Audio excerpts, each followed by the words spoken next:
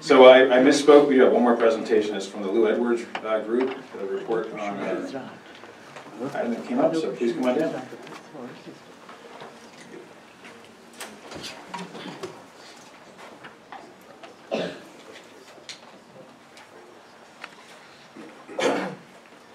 Good evening. I'm actually from Fairbank Mazzamolo Metz & Associates FM3. Sorry. We've been working with the Lou Edwards group. I want to thank the mayor and the council members for inviting me to present the results of your citizen survey. And as you may know, we conducted the survey sort of in two substantive sections. One deals with testing support for a potential revenue source, and the other one is determine attitudes towards cannabis. So I'll be presenting both. So we conducted a dual mode survey that's online and by telephone, both cellular and landline, between December 4th and the 10th of this year. A random sample of 980 registered Wildomar voters, modeled to reflect a November 2018 election, were interviewed. The survey was available in English and Spanish. And the overall margin of error, and we chose a very conservative margin of error, was plus or minus 5.7. There were certain questions we asked of half the sample randomly because we wanted to test different nuances on how we asked things.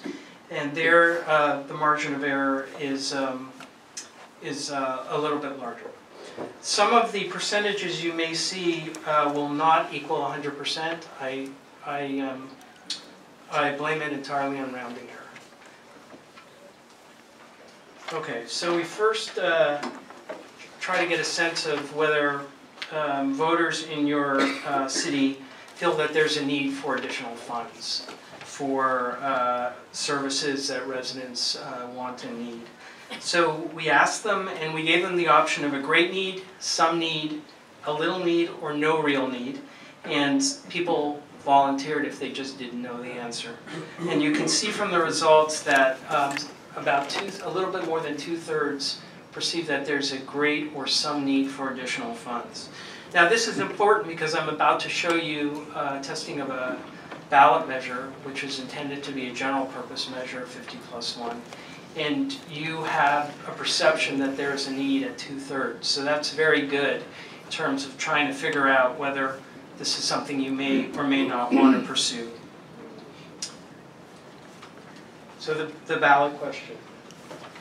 So I'm very familiar with the fact that ultimately it's you folks who are going to decide what the ballot question will look like and whether you place it on the ballot. However, I have to test something. So what we did was we worked with your city staff, who were pretty amazing. The quality of the survey was enhanced because of their contributions, so I want to thank them. So we worked with what they told us money could be used for the general funds, the perceived potential needs in the city that they felt and the council felt were important, and we married it with the way we have tested various sales tax measures across the state, framing it in certain words that people tend to understand and appreciate. So we asked this 75-word ballot title and summary, and you'll notice it's a 1-cent sales tax, which I've been told from your finance folks that will generate about $1.7 million annually. So after we read this, we asked them, now that you've heard this, if there were an election today, would you vote yes in favor or no to oppose? If they said they would vote yes, we asked, is that definitely yes or probably yes? Because we want to know the intensity of the support. If they said no, we wanted to know the intensity of the opposition, so we asked definitely or probably no. If they said they weren't sure, we pushed them a little and said, would you lean yes or would you lean no? If they told us yes, we put them in the yes camp. If they told us no, we put them in the no camp. And there were 4% who were pure undecided. They still couldn't tell us after we asked them a second time. So we respected that and put it into that category. So you could see, if you combine the definitely, probably, and lean yes undecided, you're a little bit above 2/3. Similar numbers to the percentage that perceived there was a great need. So there's a nice correlation. Doesn't always happen, but there's a nice correlation. What I'm particularly excited about in terms of the potential for you, if you choose to move forward at a later date, is that the definitely yes is at 48%. You are almost there at the 50+1. Now there is a margin of error, but that's a very good place to be relative to many of the other cities that we've tested over the years. The definitely no's at 20%. That's about where I typically see the floor in terms of opposition. They're firm, hard, 2 out of 10. But since, at least in this case, we were thinking about a 50+1 measure, it suggests that about 80% of the voters are in play for a potential measure. So who supports this? So I took everyone who said definitely yes, probably yes, and lean yes, and I made them blue. I took everyone who said definitely, probably, and lean no, I made them red, and then the gray is the pure undecided. And you can see from the first slide, this is by party registration. So we took what was on their voter file and identified them either as a Democrat, a Republican, declined to state, or no party preference, depending on when they had registered, or some other party. And we combined those folks together as an independent. And at the bottom, you'll see percentages of sample. That means that in a likely November 2018 election, 29% of the voters will be Democrats. 21% will be independents, and 50% will be Republicans. So when you look at these results for this particular characteristic or demographic, you'll see Democrats and independents overwhelmingly support this measure. But I see something here that I rarely, if ever, see, and that is the strong support by Republicans. It's at 63%. Typically, it's in the low 40s in most cities. And so, since they will make up 1 in every 2 voters, it's critical that they continue that support. But that's a good place to be on an initial vote. Other demographics we looked at were household income. And here you could see a range of different household incomes. This was for the previous year, for 2016. Sometimes people will argue that a sales tax is a regressive tax. And so I think it's important to look at household income to see whether people perceive this is going to be problematic or not. And what I have always seen, probably surprising, it was surprising to me when I first started measuring it by household income, is that people who are in less affluent households strongly support this. And I believe one of the reasons why is because they understand that they will be recipients of some of those services. So for example, if I'm lucky enough to be wealthy enough to send my child to a summer camp, great. But if I can't, if there's activities provided by the city, then there are options for my kids as well. So that's something that we see consistently, but I think it's important for the council to see that. Then I figured you'd all want to see the various district support. So you could see across the board, in every council, overwhelming support for the measure. Well, it's a 50+1 measure. It's good. I know if it were an election for council, you'd be happy with that number. Okay, and then finally, I'll remind you that I asked a question about whether there was a perception of need for additional funds. We wanted to see if perceiving there's a need impacts support. So again, we had the great need, some need, a little need, or no real need we put together, and then the people who said they didn't know was the fourth panel. And you could see the more you perceive there is a need, the more likely you are to vote yes on the measure. And that tells me that education is critical.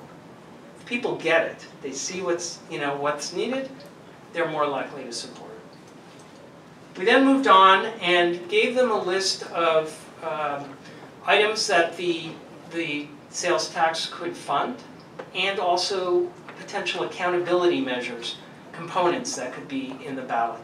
And we said, regardless of whether you're voting for this or not, how important would it be for this to be included in the measure? And we gave them the option of excellent, extremely important, which is dark blue, very important, which is light blue, the sort of lighter orange, or I don't know, lighter red, is somewhat important, and the dark red is not too important, and we've combined them with the small percentage of people who just didn't know enough to offer an opinion. And on the right-hand side, you'll see I've aggregated the extremely and very important. And so as we walk down the list, you'll see that a disproportionate number of these responses, at least the higher rated ones, and there are going to be 2 slides, are police, fire, public safety in general, and roads. Those are the top critical things according to your voters. What was very striking to me is that the list of items that the city provided was so overwhelmingly supported by your voters, telling me that the city is in touch with your residents. Doesn't always happen. I don't always have this many extremely and very important high percentages. So it really speaks to at least your sense of the pulse of the city. Much of this is about maintaining. They like what they have, but there also is questions about increasing. They like that too. Not as great as the maintaining. So keep that in mind. And then on the second slide of this section, as you go down, we still have all these items above the 50+1, but the intensity of the items, such as providing graffiti removal, is 26% extremely important. Protecting Wildomar's small town rural character, while it's 59% extremely and very, 34% say extremely important. And if you can compare it to the original ones of 64%, 63%, you could see while those other things are extremely important and very important, these are higher priorities for your voters. And then finally, we, on this list, we looked at accountability measures. I have been doing this for more than 15 years, including working for you folks for Measure Z. I have never seen a measure pass without having strict accountability. The folks in your community may like you, they vote for you, they put you into office, but they want someone to be watching out after you. So you're not unique.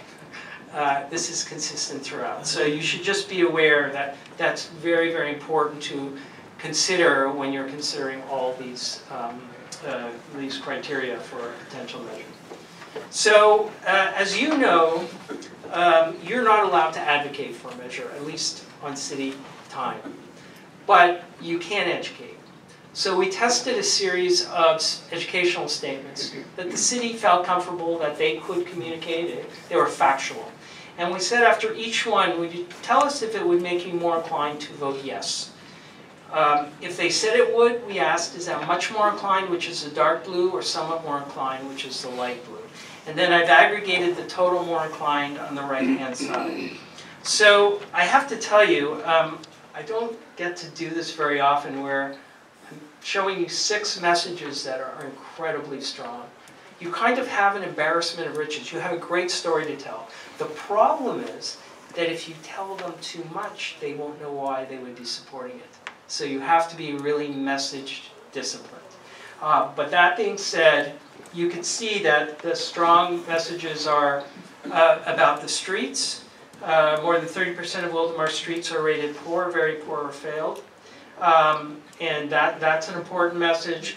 Issues about public safety, certainly the accountability I talked about, and then sort of the history of Wildomar. You kind of want to take it to the next step. You've done such great things in a very short period of time. And finally, the message that I've never seen a council member have a problem with, and that is local control. While you folks know that the money will remain local, voters don't. It's important to communicate that. And they trust you more than they trust Sacramento. And so, probably not surprising. So, you know, something for you to consider. You can see the intensity is 55%, much more inclined to vote yes. So now let me move on to cannabis. All right, so we told either they read it online or we told them if they were on the phone. Voters in California and the city of Wildomar approved Prop 64 last year, allowing for recreational use of marijuana and empowering cities to establish local cannabis regulations. Prop 64 also gives cities the choice as to whether to allow commercial cannabis businesses to operate in their cities, something the city of Wildomar is currently considering. We asked them, would they support or oppose allowing cannabis businesses within Wildomar city limits? That was the question. And you could see 42% would support it, 55% would oppose it, 4% were undecided. But look at the intensities. We've got 45% who strongly oppose it. Whereas strongly support is 21%. So you have a 2-to-1 opposition to support in terms of the intensity of support. Something to consider. So I thought you might want to see the reactions per district. And there you'll see that District 2 is about sort of a horse race at close to 50-50. The rest are a little stronger in opposition, with 3 and 5 having the greatest opposition to it. And then we gave them a list of potential uses, different businesses, permitting cannabis stores, allowing indoor cannabis cultivation, the whole list you see in front of you. And we said, would you support or oppose it? And you can see, because I've aggregated the total support and oppose on the right-hand side, that not one of these items received either a plurality or a majority who supported any of these different types of businesses. And finally, we said if the city were to allow commercial cannabis businesses within the Wildomar city limits, would you support or oppose a tax on businesses selling, growing, manufacturing, testing, or distributing recreational cannabis? And you could see overwhelmingly their support for it. They don't want it, but if you're going to do it, tax them. That's the bottom line. So finally, the conclusions. A one-set sales tax measure is currently viable for a November ballot, November 2018 ballot. Nearly 7 in 10 see at least some need for additional local funding. The community's highest priorities are public safety, road repair, and traffic flow. And respondents support taxing cannabis operations, but they are quite strongly opposed to all manner of business within the city. And I would be happy to answer any questions. Any questions, or you're going to be here for our other agenda item as well, right? I will defer to the city manager. Well, if we wanted to move that item up closer in the agenda, I know Dr. Bernard has Other commitments? yeah, later with back in LA. But if you want to accommodate that, moving that general business item up here to the front, we could go ahead and do that. Or we could ask Dr. Bernard questions now about the research, the methodology, what does this mean, where do we go from here, those types of general questions about the mechanics of the survey. Any questions at this point? Or my thought is we would move up the item. But Okay, we can move the item up and ask some more, we can still okay to it, that's fine. Okay, so Go ahead. sit down and then come back up? Or? well, Marcia has a quick question. I have a Sure. question on the different facilities and different, I see cultivation, and that really kind of surprised me because we are kind of an agricultural area. And I wonder if the word agricultural would have made a difference than cultivating, in your opinion. Yeah, well, I would say It really that surprised me for, it doesn't, yeah. I would say, the rest doesn't. yeah, I would say first that the term cultivation is typically the term that Right. would be used, and I'm wondering if that would be true. If you were to put it on a ballot measure, you may have to use the word cultivation rather than agriculture, so in a way it's simulating reality. I can't specifically tell you if agriculture would increase, But I think the trends are pretty strong across the board. Yeah. And so I think they just, at this moment, this may change, but at this moment, they just don't want it. Certain communities clearly do, certain communities clearly don't. I see that. Any other technical questions? If not, we'll go into the public comment and come back to the agenda, this on the agenda. We're gonna pull it forward, we're gonna. Yeah, I think we'll go ahead and pull it forward. Sound good? Okay. Thank you unanimously. So before we go into consent calendar, we'll go to item 3.4. And who's that? Gary? Yes. Any interest survey results? Get back to that.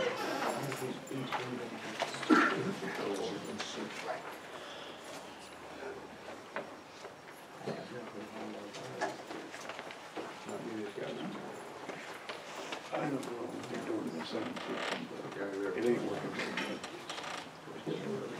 Real too high, there's no bass in it.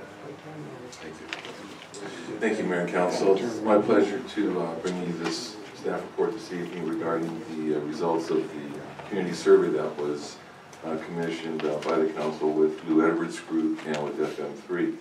As you heard earlier this evening, the results of that survey, and staff is seeking direction on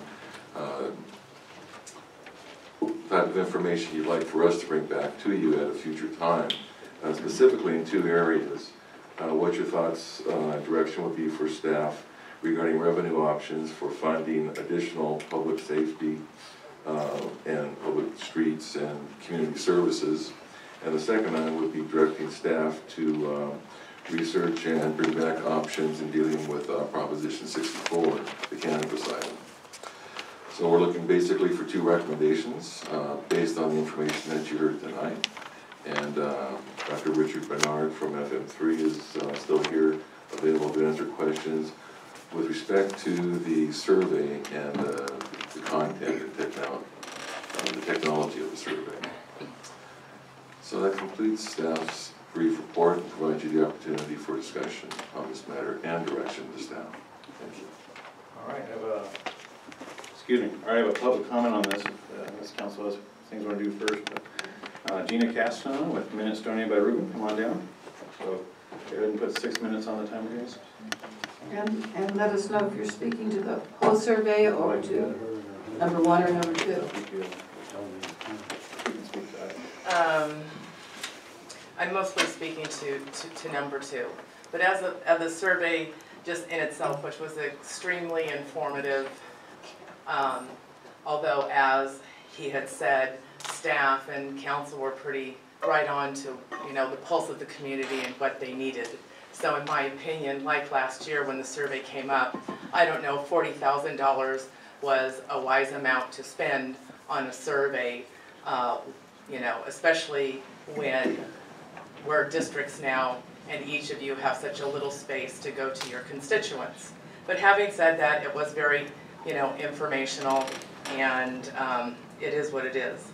So my recommendation would be, you have a few options. I've been following closely with Kevin Jeffrey's office and his chief of staff, Jeffrey Green, and I was at the last meeting where Riverside decided to not do a ballot initiative. But my first option would be to put it on the ballot with the 1% sales tax to cover, and with your own staff saying that you would be making over $1 million annually in revenues with a 1% sales tax. I would recommend that no sales tax be placed on medical. You know, medicines, pharmaceutical companies don't charge sales tax, and neither should patients have to be taxed as well. The industry is heavily taxed as it is, so my concern is the consumer and the cost to the consumer. So you have an option 1, which I think you should put on the ballot with the 1%, and put it as a general fund item for your 50 plus 1% vote. Your option 2 is like what Riverside County did, like Elsinore and Paris, go ahead forward with an ordinance without a tax. So you're going to be losing revenues, but you can still make up some revenues through permitting, licensing, and Riverside County is considering development agreements. So that would offset some of the costs, but not all of it, as if you would put a tax on a ballot measure. Then if you would get this, if it was an option 2, and it was put on the ballot before the end of the year, I guess your consultant could answer better on this issue, but I believe you would be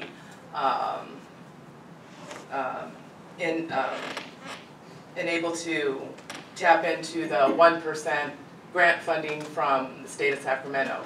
And especially if you don't put a ballot, you would really need those extra fundings, for services within the city. So and then your third option is to do nothing, continue the moratorium. You would put our community at risk. You would put the black market out there unregulated and uncontrolled, which makes residents unsafe as well. And it would cost the city exponentially much more money to cover emergency services with police and fire because it's not going away. Especially it was just reported the other day, if our former Speaker of the House, John Boehner, can now serve on a board to a cannabis company, I think other more conservative people can see that times have changed, it's a different day, and the people have spoken. In the election, another reason for I thought there not necessarily needed a survey is because 33% of Wildomar residents voted for legalization. So those same people, 33%. 53. Well, now this came out, but prior to this, it was always quoted as 33% of Wildomar voters, but up to that, so now it's 50-some. So It's been a small majority from November 2016, right? Okay. right. Okay. So it was more than 33%. So again, I mean, then spending the money for a $40,000 survey to find out that the majority of your voters, your constituents, pass for legalization, it's just, a waste of money. When you're concerned at the time last year was the $70,000 to put it on the ballot. So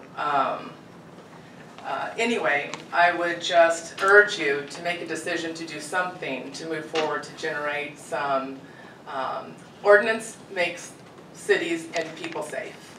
Without ordinances, without laws, you have what you've been dealing with the past 8 years since Sump came into Wildomar, whack-a-mole with your dispensaries, like what happens down Grand Avenue and all sorts of other problems, that go with, not, honing a law for our community. So, thank you. Thank you. Next up, I have Joseph Morvita. Good evening again. I wrote some notes down, so hopefully they'll be in a logical order somehow. So, after watching the presentation earlier, they talked about the polled registered voters. Now, if you're going to look for something that's going to pass on the ballot, well, obviously that's what you do. So, because I'm talking about not the tax part, I'm talking about the cannabis part. So, like I said, if you're looking to see if a ballot measure will pass, Measure Z, whatever, well then you want to know if it's going to pass. Otherwise, my question is, do you represent registered voters, or do you represent everyone that lives in the city? Because a lot of people don't participate in the process, and they just trust that what's going to go on will be fine. So that's one thing. So then, I guess, so I was going to say, after listening to Jeannie Caston's comments, I pretty much agree with all her comments. I'm not sure about the math part at the end, but we all know that she was talking about to begin with. So So another comment I had is, I get it, we all grew up in the reefer madness generation where one joint was going to launch a person into a life of debauchery. But those days are decades in the past. The clock isn't going backward. When it comes to marijuana, we need to move forward. And if necessary, put it on the ballot. If you don't want to do it like Elsinore did and all that, well, let the people say, no, no, no, that was really right. The stats we saw, those were accurate. Yeah, we don't want it. Let's see. So then, after seeing the poll results, I thought about it. And I'm thinking, it's about liberty. I'm sorry, it's a matter of people telling other people what to do with a legal product. And I don't get that. If you don't want to use it, don't do it.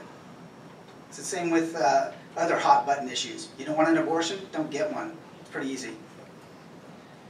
So like I say, it's a legal product, and regressive path isn't one that will serve Wildomar well over the long haul.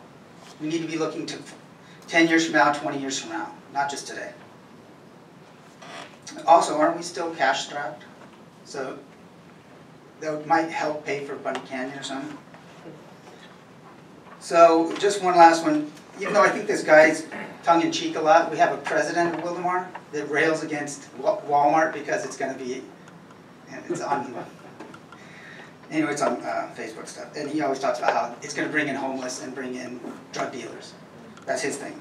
My point is, we don't want to sound like that guy with being irrational fears over a legal product that needs to be, have ordinances with it and controlled and regulated.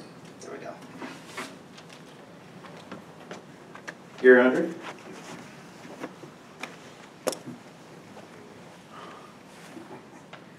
Yes, I do drawings for a company that makes manufactured homes. And now in California City and in, what's it called? Something Springs down towards past Palm Desert, Desert Hot Springs, is a pretty large hotspot. Not mainly for cannabis, but for CBD. And a lot of these are universities that have these set up, and it's for medical use, for trial studies and stuff like that. They're paying excellent money to get involved with these. And that's something to look into on the cannabis. Because, not the cannabis, CBD. Look into that. Because I know UCSD is involved, UCLA, USC, several of them are involved in this, in doing it. If you want to look at some of the plans, I can send them to you too. That's no problem. And you see, a lot of them use containers. That's kind of ugly. But with the problem you have with CBD, they extract it with butane, propane, explosive materials. But they can use CO2, which works just as good, and it's not explosive. So, as a city, you need to make sure that they use only CO2 so you don't have the explosive gases. Because these buildings we're drawing with explosive stuff are 100 for a 53 by 8 foot building. Cost to build one's over $750,000 in the explosion-proof materials. Desert Hot Springs for one unit is getting one, and with the conditional use permit, $1.5 million per unit, and they're getting paid. I don't know, but it's happening, and they are universities, and it is right now for trial studies, and they're using it for that. It's not for sale.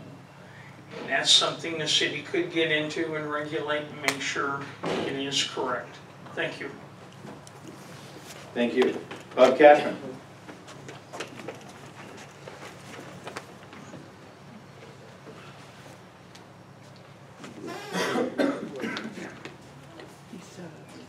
Well, hello everyone. I'm going to talk about medical marijuana because it seems like people are always mixing together Proposition 64 and marijuana for pleasure with medical marijuana. Now there's one thing that growing your own medical marijuana is good for, and that is reducing the cost. So it's really when we don't allow people to grow medical marijuana, which some of the things you are contemplating doing will indirectly do, then these people can't get their medical marijuana, which they need. So I think we need to be careful to separate out the two things. People should be allowed to grow medicine, and if they can't, what do you think is going to happen? Do you think the marijuana is going to go away? Yeah, come on. So the need for it's out there for medical purposes, and if you prevent growing in places where people own, you'll basically be cheating the poor. You'll be cheating those that are sick. So I think we need to keep a separate line of thinking for the medical marijuana and for the recreational. But all the time when I see people do these studies and stuff, medical's not mentioned. They just do marijuana, as if that somehow does something.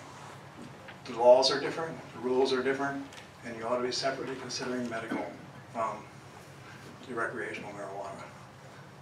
I don't use either. So, but I do see that there's a need for it. And so I think the city needs to permit and allow people to grow their medical marijuana. That's all I have. Thank you. Veronica Lingwithery.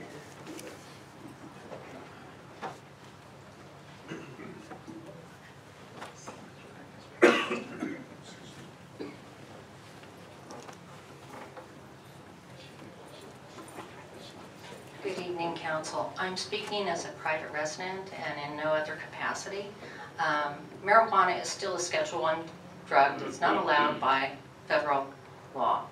Our state has made a decision to make it legal for recreational purposes, along with the medical purposes that has been in place for a while.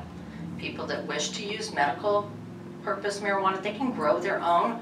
We don't have to say they can't. They can grow it without any decision being made by the City Council. What is coming out is that big grow operations would like to do business wherever, which means real estate, you'll have stinking plants, which will make your real estate value go down. The state of Colorado is a year ahead of us, and there is hard data that shows there's expenses to fire, police, hospitals. The expense, the cost benefit, the benefit does not outweigh the cost. Even with taxation, they cannot keep up with the cost of the problems incurred by it. So looking at the information that was shared tonight from the survey, the sales tax seems to be a really positive way that people will support, strongly support across all demographics here in Wildomar. And paying an extra cent for whatever I buy here, I can get behind that, as you know, and I'm not in the minority. So, but the data showed that 45% of the people polled strongly opposed cannabis, whether it's shops, grow, however you want to phrase it, did not want it to be a business entity in our cities. So it's not precluding people from having their own marijuana for their own medical needs or their own recreational needs. All it is saying is that we're not going to do it as a business. And so I'd like you to be mindful. I know when City Incorporated, man, you're sitting there because you came back for a planning commission meeting on the issue of medical marijuana dispensaries in town. Tim, you're sitting up there because of medical marijuana issues. And I know Marcia and Bridget, you had strong opinions at that time, and you're still sitting here representing the community. And Dustin, you're new to the, yep, and so you've got, yeah. Only district that's So they're still at that level, and what I see is that those that don't know need to be educated. When it looked at the for, against, and the undecided were voting yes on stuff, and that's kind of like a big question mark. So, thank you. All right, that concludes our public comments on that. Council. All right. Well, I'll jump out there. Should Tim go first? The reason that I asked Gina which one she was speaking on, because the 1% sales tax is not on marijuana. It doesn't have anything to do with it. Well, That's straight across. It would be if we allowed recreational Well, it marijuana, could then it be. would be, you're right. It could but be. That was numbers But- based on our current sales tax numbers, right? But also, right now, it is not illegal to use marijuana in Wildomar. It is legal, the state said it's legal. The medical is legal, you can grow your own for your own consumption, your own use. The questions that were being asked were, in your city, do you want stores, do you want grows? Do you want manufacturing, do you want testing? Joseph mentioned abortion. They would be asking, do you want the abortion doctor next door to you? Not whether it was legal or not whether you wanted to have one or didn't want to have one, it was whether you wanted the businesses there. Everyone here has the right to use marijuana, everyone.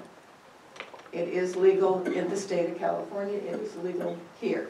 It's these other ancillary services that we were trying to find out. Do you want it? You voted yes, you in California, you voted to pass. So we wanted to know what you wanted here. I still don't have an answer to that question.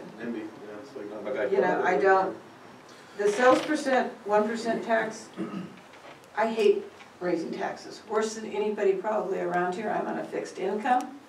I rely on my Social Security, that's what I have coming in. But I still would be willing to pay that extra 1%, or as a lot of the cities around us already are. I would be willing to pay that to get our streets fixed, to get the things that we need. Everyone thinks we've got this money now. We're back where we started. We're not at anything extra. And the people that are coming into our city, the people that are stopping here, they're going to pay that 1%. We pay it when we go to Temecula and shop. We pay that extra 1% every time. You're going to be paying in Marietta probably. Yeah, probably Marietta. And Menifee? Yeah, Menifee already has it, Hemet already has it. I think it was Eastville is looking at it, or Norco is looking at it, and Marietta's looking at it. So, in favor there, I still think we need more research on the store and what, and I would not be in favor of a tax there, I would be in favor of a license fee if we did decide to do it. Development agreement type of thing. Or development agreement, yes.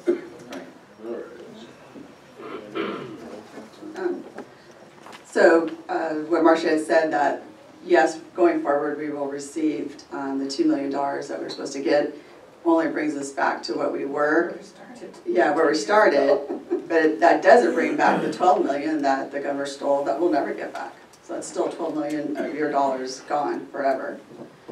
I am in favor of the sales tax part, number one. For number two, I don't think you can quote that Wildomar residents voted 53% yes, and then turn around and say that the survey we did, since it questioned registered voters, doesn't count because you have to compare apples and apples. And if you're going to quote that the ones who voted for legal access, then you have to count that this is the same type thing. Yeah, you can't do apples and oranges. You can go a mile from Wildomar down Grand, and there's 4 to 10 dispensaries at any time. You can go outside Wildomar and purchase your marijuana a mile from our border, just like other legal products like a soccer ball, underwear, or a car, because we don't sell those things in Wildomar either. Now maybe one day we will, but I have to leave Wildomar and drive to another city to purchase those products, those legal products also. Yes, you can grow 6 plants, that's what I understood it. So if you want to grow 6 plants for your medical reasons, your recreational reasons, you have every right to do so. When you had mentioned about the polls, and I've said this before a couple times, Wildomar residents voted for legal access, but I've always said that didn't mean they wanted it in Wildomar. They just wanted the right to be able to go purchase it, but it didn't mean that they wanted it next door or, you know, down here next to Albertsons. All right. So as part of the course, I just write things down, kind of like I think Joseph does. And I'm going to hope it comes across coherent and in some kind of order. As far as I understand it right now, the moratorium in place allows, or does not allow 6 plants to be grown outside. Right now that is prohibited. We can't Right. prohibit what's grown indoors, but outside, you cannot grow outside right now. Only indoor cultivation. Yeah.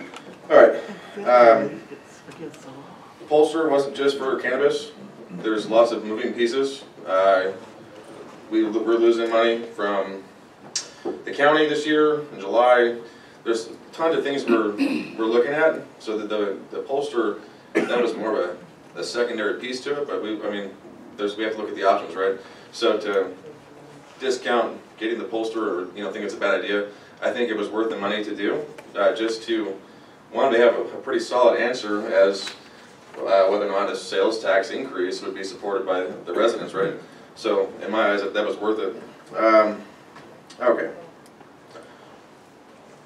I'm going to go through my list and then kind of come up with my moral argument and give that to you. Okay, so to medicine, I haven't overly thought about it, the medicinal piece. I think that medicinal marijuana, if we have legal recreational marijuana, why have the other? Because you can purchase it. It's like going to the pharmacy and if you buy some over the counter, you're not going to get a prescription for Tylenol when you can buy Tylenol. That's what I look at. That's my logic with it. Medicinal shops, if it's medicinal, would there be a sales tax with that? That's a question I would want answered. Yes. Okay, yeah, I think historically the medicinal marijuana usage and need is skewed because people just wanted to smoke weed. That's, you have a doctor whose job is to give out cards. I'm not implying that people don't need it. What I'm implying is there's people that definitely didn't need it that still got cards. Okay. Growing outside, yeah, your property, I don't really care. So the moral piece, I mean, my decision's kind of easy. My district voted, they wanted, or at least by 3% anyway, inside the margin of error. I think the moral argument to this is, one, I'm a drinker and I'm a smoker. Both things that are bad for me. I know that one will kill me for sure at some point in my life. But I think it's harder for kids that are in high school to go get cigarettes and alcohol because it's regulated. And you have to go somewhere and show an ID to get it. I'm not negating the fact that you have parents and other people and older friends that go to the store for those kids and buy them stuff. Like, I get that, it happens. But I think as a whole, it's harder for kids to get those two products than it is for them to get marijuana. Because marijuana is not regulated. You read the stories of people getting high on some kind of supply. That was funny. That's laced with some kind of crazy drug that they don't know what's in it because they're buying it from some dude in the corner, right?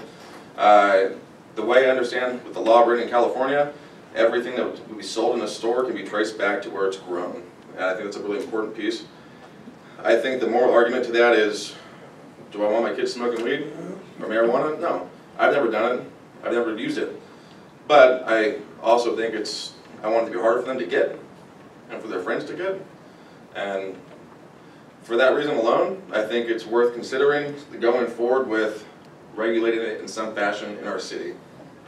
So, there. Any questions? Okay, well, I look at the districts, and yeah, yours is the only one at only 3%. Yeah, within the margin error. I get it. But I look at the other districts, and I notice that most of them, the other 4 districts are all against it. And since we're in a large city, those people say they don't want to do this stuff. Now, there's a component here that we got to look at also. The state of California said, in no uncertain terms, this is exactly what they're going to do. If you don't cultivate, distribute, or manufacture, you get none of the money from the state. You have to have all 3 components. So, and then you apply for a grant that they determine if they're going to give to you. And right now the grant is $20,000 a year. So I don't know where everybody's coming up with, we're going to have all this money. I understand some of the other cities are going to put a tax on it. They're taxing square footage in order to try to get money that way. They're going around the law in order to figure out another way to tax. I get that. I see what cities are doing. But as the facts are, and just what the polls show, people are saying no, they don't want it in our city. Doesn't mean they're not going to smoke it, doesn't mean they're not going to get it, they're still going to get it, it's recreational. Doesn't matter that the federal government says that it's a bad drug and nobody should be using it, but we live in California, the land of all kinds of fun stuff, and they decided that they're going to just ignore federal law. I'm not for ignoring federal law, so I'm going to stand by that one. But I agreed to this thing because I wanted to see what everybody else thought too, so I was kind of amazed. Because I kept getting quoted, it's 53% of us. Well, a lot of people voted to legalize so people could smoke it. And everybody did. I mean, yeah, that's what 64 was all about. I didn't even care. I mean, I don't care. I don't go to your house and I don't want to know what you do. But that's all. Yeah, I won't be able to. But that's it. I mean, it shows us what this says, that they're opposing to it. I've asked people myself, and they've told me, if you're going to do it, tax the crap out of it, so it's miserable. Well, then you're going against taxing people on something, you know. Oh yeah, then you cross another line. Market, yeah. Yeah, then you're crossing another line and causing, like they said, causing grief to the people that really want to get it and need it or whatever. So then you're punishing. So that's my cannabis thought.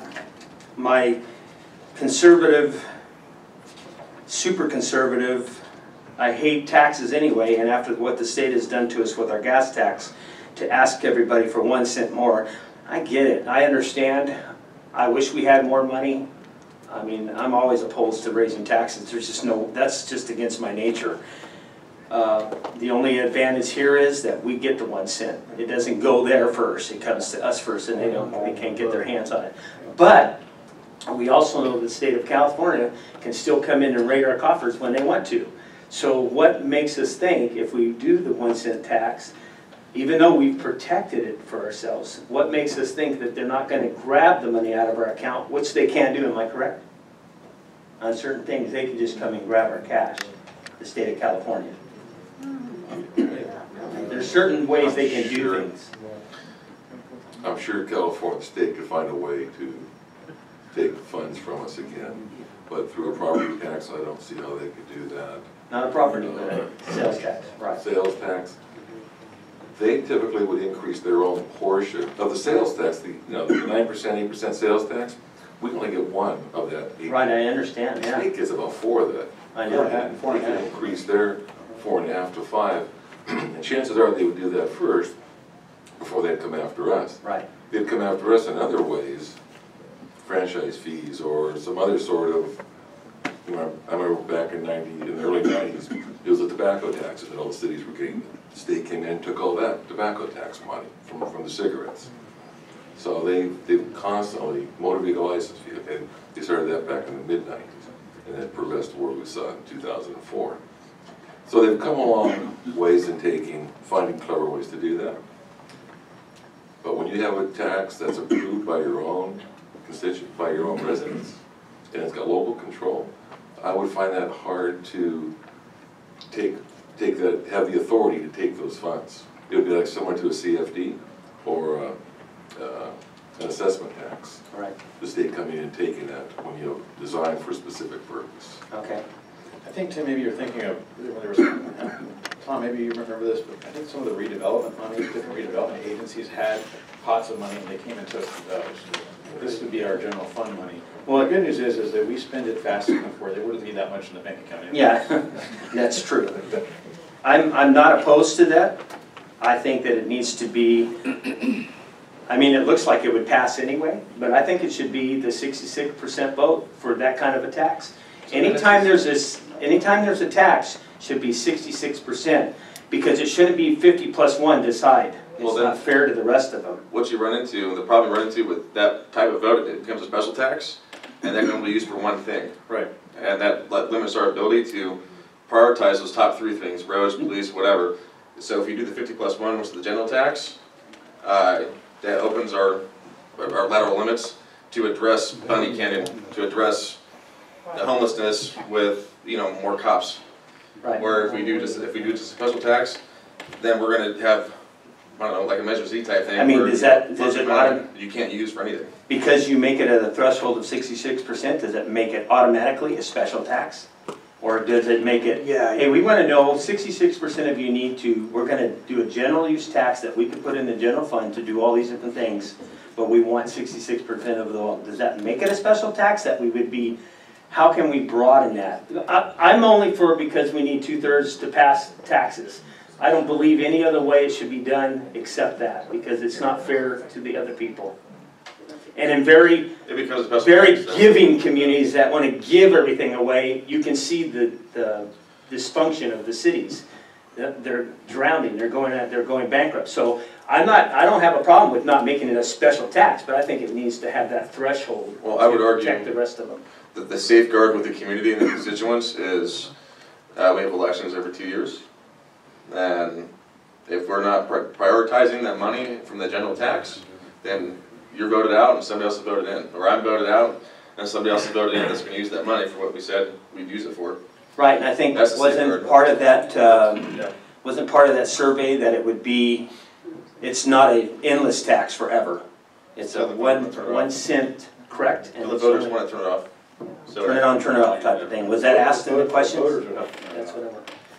Yeah, I know, but that's what I was wondering. But you're already paying it on whatever you buy, if you buy anything in this area. Oh, I know. You can't buy it here in Wildomar, you have to go no, I understand. someplace else, so you're already paying. I completely understand. I mean, Temecula, they had $26 million a year in sales tax. They initiated this 1 cent tax and they went to $52 million a year. Yeah. That's why they're fixing all the parks. I totally get it.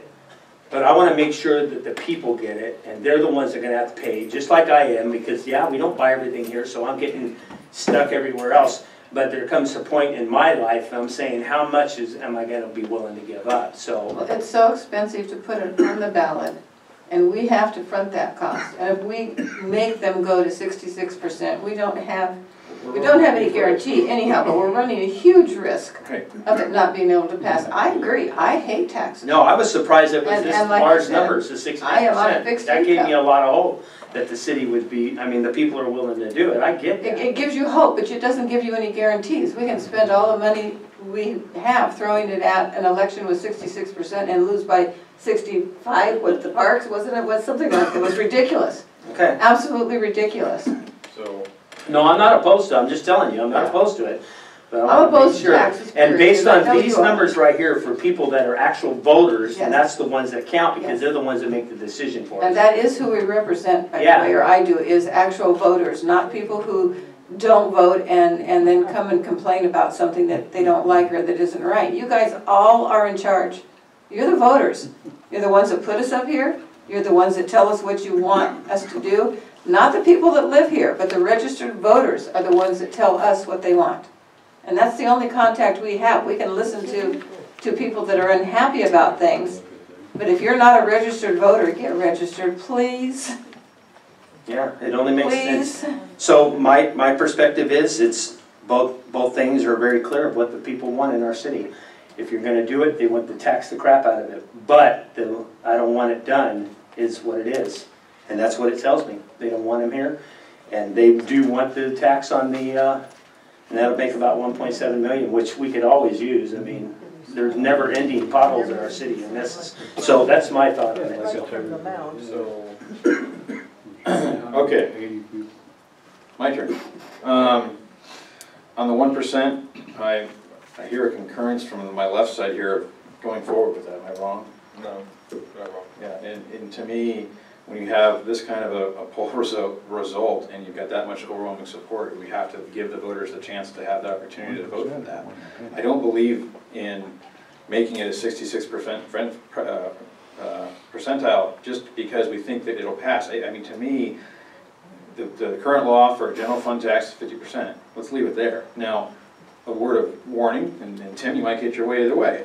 There's actually a group, it's the California Grocers Association or Business Roundtable group, that is putting forward and gathering signatures that will require everything we do to have a 66% majority. In fact, I was told by the League of Cities at our League of Cities meeting last night that even things like changing our our fee structures or our fees would require a 66% vote of the voters. So when we're talking about adjusting our diff fees or adjusting our planning director's fees or the fees that people pay at the counter, that would all have to go get a vote of 66%. At least that was the update I got last night at League of Cities. So if that's the case, I don't know how we would function, especially when we talk about, okay, hey guys, do a rate adjustment for our fees, and then we have to take that to the voters. Hey voters, should we raise the fees for building and safety? You know, What is it already costing? what this is what it's costing us, and this is how, and they're going to say no. We have to go to the voters for that, and you have to four-fifths votes at the dais here to put that on the ballot. So to me, that makes it almost completely onerous to even function. Tim, I don't disagree with you. It's, 66% for this type of vote. Maybe that's not the bad thing, but to make it for our planning director and everything else, that's made. Oh, I know. I know. Just let you know what this group is proposing. They're proposing across the board. Everything's going to be 66%, including that kind of stuff. That's nuts. But if that gets on the ballot, that ballot question will be there, and it actually goes back to January 1st of this year, just like when we had our parks measure that failed. So if that passes, we would have to have, first off, 66% of us, so 4/5, plus you'd have to have 66% of the voters.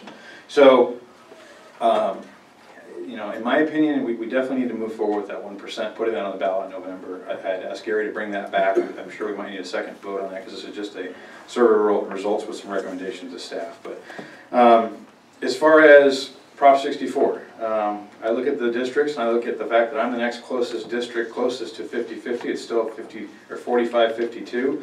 I don't disagree with my colleagues up here on a lot of different sides of it, both sides. There's positives and negatives. But I think the biggest thing that pushes me in one direction or the other is that a lot of it's already happening in our communities. Especially when I think about the growing and the manufacturing. The growth side, I see areas where I can see and point at, okay, that's obviously not, rosemary. So I think that we need to at least look at some of those options.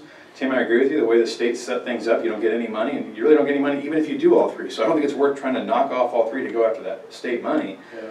I think the only money that would be there, and what I see San Jacinto has brought forward and Hemmett's brought forward, is development impact fees or development agreements, so that you do it by the square foot. I believe that's what the county is looking at. The county has decided to look at that option. Now the county is looking at moving forward and bringing back an ordinance. Whether or not they vote on it, we don't know yet. But I think as a dais, I think that's probably our best bet. If we're going to do anything on any one of those three subjects, we wait and see what the county does and copy that ordinance at some point, if that's what we're going to possibly do anything. To start off now and when the county is this close to do our own ordinance, I think would be, it wouldn't be fiscally prudent. I'd like to see what the county does, and that makes it easier. If the county's doing something, or our boys in tan back there can also follow the same rules, whatever the county's doing. So those are my thoughts. I think we need some more information on the cannabis. I think we need to bring it back in a couple months and just keep going down that path of looking at it. And again, waiting to see what the county's going to do in a few months on that. But I think the tax one, we got to march towards November. When do we expect the county's ordinance to be done? I think, we don't know. I think that, my guess from what I heard from, they were asking staff, it would be back in maybe 3 or 4 months. I'm not sure of that. No, we wouldn't. But what we would run into is we have a deadline where we have to set our... the priority should be on the sales tax. Well, yeah, the priority, I think that's a separate question. So let's bring both these questions before us for a second. So item 1 is talking about Gary going out and looking at this 1% sales tax and bringing that back. Is everyone in concurrence that we want to bring that back to the dais here for a vote? Yes, but is there with that, I mean, obviously that would include dispensaries, correct? No, well, no, it's totally separate. The 1%. Well, no, if we do an ordinance allowing dispensaries and they sell things. Oh yeah, well anything that's being sold, yes, the 1% would apply. Okay. But what we're looking at really, and I think what we should focus on is what would that bring today if we just did that today without changing anything else, and that's $1.7 million in our coffers. Whether we enact the other part, whatever. So yeah, just that 1%. We bring that back to the dais and talk about that. And Gary, when do you see that coming back? June. Okay. May, June timeframe. Probably some assistance, because it's pretty specialized areas. So bring back some information for you probably in May. Okay. Requesting the formal assistance to provide some expertise on this. Okay. I'm pretty much in agreement with you as the wait and see to spend staff time right now doing much more research. It's legal, you can do what you want, you just can't open a store and do certain things, but I would like to see what the county's doing and what kind of revenue it could bring, but I don't want to divide staff's time right now. I think the time crunch is more for the sales tax and get it done and bring it back to us. And then take a second look at the number 2 part of it. It was confusing when the survey's on 2 different things completely, Well, it's not, and yet one overlaps a little bit. but it's not that confusing. Permitted cannabis stores, 19% Yes. supported it. 19 strong, supported it. 46 strongly opposed. That's double. It's double in outdoor, That's why I said- allowing indoor cannabis, 22 and 41. Not to have that's staff double. time on it. But that's double. Now you're asking me to ignore this one, but let's go over here and we'll look at these different numbers. I mean, why am I looking at any of this then if I'm gonna do that, if I'm not gonna go with what we've agreed to? Well, but we're And not this is- voting on anything tonight. We would be directing staff to bring us back more information, maybe on, And see what the county does on it. see what the county does and how it's gonna work out, what is working out. And I don't think there's any hurry in doing anything on it Well, right now. have you we're- been watching some of the other cities around us that have been denying it because of, based on their stuff? But if we're just looking at the poll numbers, you can tell what it is. I mean, it's 19 and 46. Those are strong opinions. And then you have don't know or whatever, or total support or whatever. Oh, no, But I see 22 what and you're- 41, that's double the people. Remember, But all I'm we were, saying I is was to told wait that it on was, this. yeah, We're but I not was voting told that it tonight. was 53% voted for 64 in our city. I get that. But when you give them the actual, what we're gonna do, it's double are opposed. So double is a lot. That's not I'm not 10% disagreeing more. with you, Tim, at all. All I'm saying is, we have a small staff. I'll The disagree. staff No, I get right now that. I understand that. needs to be devoted. But I don't wanna waste my time on something that's not going to go anywhere, and it's, the people are saying, We're not asking staff to waste any time on this, we're asking That's if what you we're see what saying, the not to county do does anything on it right and now. talk about it at a future time at this I point. have a question though about wasting staff's time or not. I do know in December, we can't do any further moratoriums, right? So So by December, we need to have something figured out, right? Is the idea, we get the county's ordinance and then we vote on it, hey, we like this, and we just make this a little more flavored? I think that, Or, I mean, Look at it and then make decisions from there based on this the survey staff and what is, they're doing. they need direction in one way there to put some time in for an ordinance against it, right? Or is that pretty easy work? Hey, this is all not allowed and that's it, or? well, why are we going with the counties? I'm not saying- We're not, I'm we saying, just wanna like- see what they're Well, saying. let's look at the rest of the cities that have already voted no. Why did they vote no? What was it, what are their issues, okay, what hold were their on, ordinances? Tim. Garrett, sorry. Dustin had a question for staff, and let's let him answer. Okay, go ahead. the question. So the question was, is an ordinance prohibiting all cannabis uses, is that a time killer? So what I'm getting at is, do we need to figure out tonight what direction the staff needs to be heading as far as with time constraints? So let's say in 4 months, if Riverside County's ordinance is done and we decide we like it, how much time does staff need to implement that? Let's say Riverside County comes back, we don't like that stuff, and we all decide, you know what, we're not doing this. How much time does staff need to create the ordinance prohibiting that?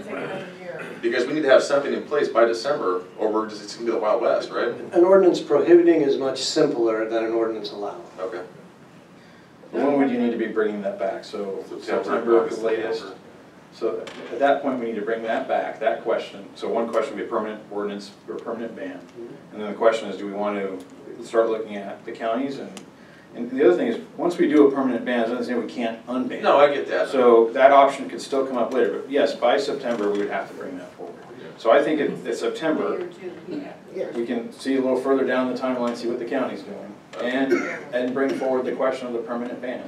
And either it's gonna be a permanent ban, and we're just banning, or it might be a permanent ban with a asterisk, hey, but we're actually gonna start working on this parts of this ordinance, or we're now seeing what the county's doing, we're thinking about going down this path. But I think that's something we bring back in September at that point. so, or August. And how much time is needed to implement an ordinance? Like, let's say the county gives us an 85% solution to what we'd like as a council.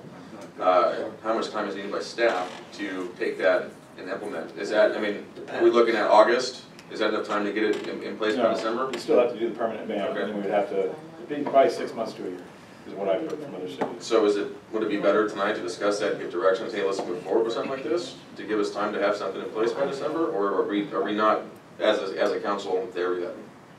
I think it'd be better to wait and see what the county's doing in the next 3 or 4 months first. Right.